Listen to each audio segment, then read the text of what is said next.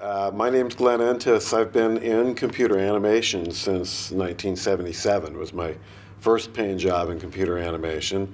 Over the years, I've been in computer animation studios, video games, most recently venture capital, and then I retired from day-to-day work the summer before last. So for the last 16 months or so, I've been traveling, writing, doing my own work, and it's been great. So you know, Dan, one of the great benefits for me of stepping away from day-to-day work is it lets me change my focus and shift. When I was in university, I was a fine arts and philosophy major, and at that time my thought was I would be an artist. That's what my career would be, and it turned out I loved technology. I loved working with teams, and it took my career in a different way. What I'm doing now is I have the luxury to go back to some of the things that first drove me into this field and to revisit those through the lens of everything that I've done. And it lets me take a much more personal focus to what I'm doing. So when I'm looking at technology right now, I'm actually looking at it from a personal point of view is what's the expressive potential, what's the emotional range of that technology, how can we use that to, for me it's less telling stories sometimes and sort of shaping a mood or shaping a space. So a lot of the thinking, you can't help it. You get into the habit of watching trends and observing things and thinking about trends. I do think a lot about that stuff, but it's not my focus. My focus really is, right now, just selfishly, it's my work. And I have a feeling I'm going to end up at some point in the exact same place. It's really just the vector. Am I trying to look broadly and sort of ask, how does that affect individuals, which in some ways is what I was doing before. And now have I just sort of turned that vector around and said, you know, how's it affecting me? What's the possibilities of this technology? And I suspect where that vector ends up going is this sort of broader and broader conclusions about if this is how I'm using or how it affects me, there's probably broader impact to it. You know, I think that question of the tension between mastering the tools and making any kind of expressive work. Obviously, it predates digital or electronic technology. I mean, it's true with watercolors and oils, and marble's a pretty tough medium, you know. And I think in some level the issues are the same, which is the mastery of the tools and technical proficiency, or the creation or advancement of the tools themselves, can become a preoccupation where the focus of an artist or of a group is really more about those tools than what are we trying to say and why are we trying to say it. And I don't know how to put it any more succinctly than that. I know for myself, I have one sort of reliable meter in my life, and I don't know how to describe that other than like how hard's my tail wagging, you know. It's just the sort of curiosity meter. When I feel that juice flowing, that I just get, you know, I just can't stand not thinking about something. I know that's the right path for me.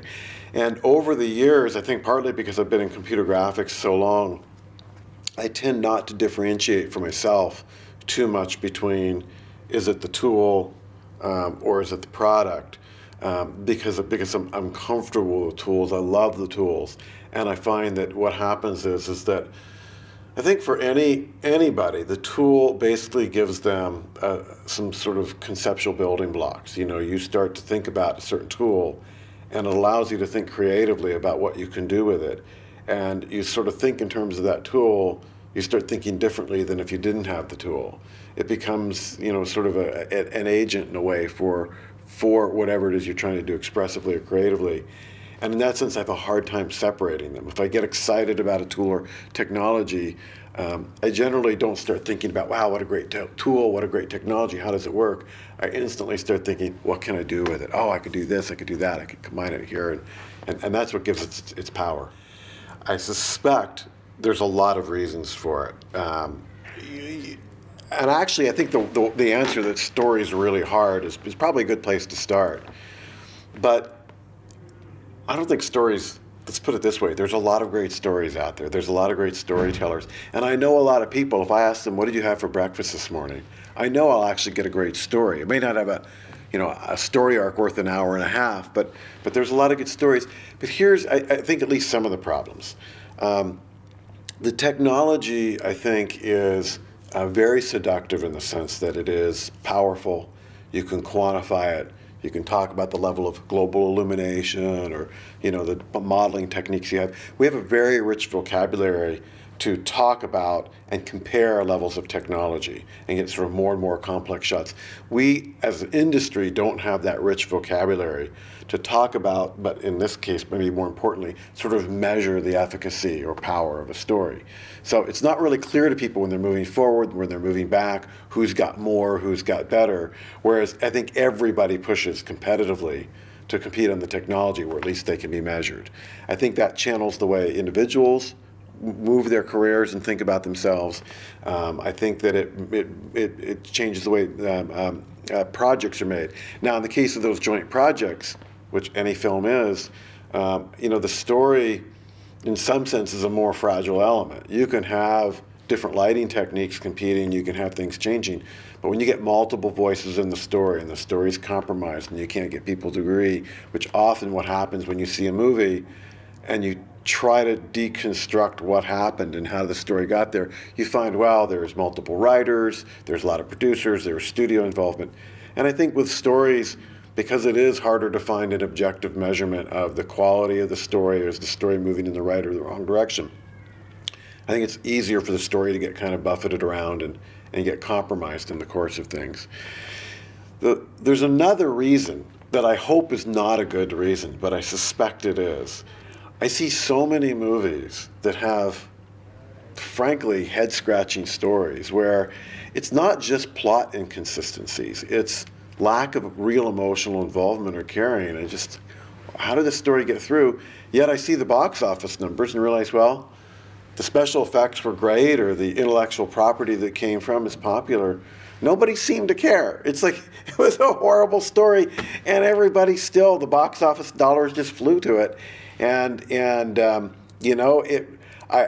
hate to ask this question, but sometimes I wonder, for at least a big part of the audience, maybe story doesn't matter that much. Maybe they just really want a spectacle, and it kind of gives them enough emotional raw material that they can retell their own stories or their own fantasies of being those characters afterwards. But it amazes me sometimes, films that don't have a good story at all do phenomenally well. Films that have a great story, but not all the effects and things, just find a very, very small market. So who knows? Well, I think it is safe to say that. I don't think that it's safe to say that, obviously, in an absolute way, but to say there's really two different measures of success. And for a studio, the most important one has got to be growing their business.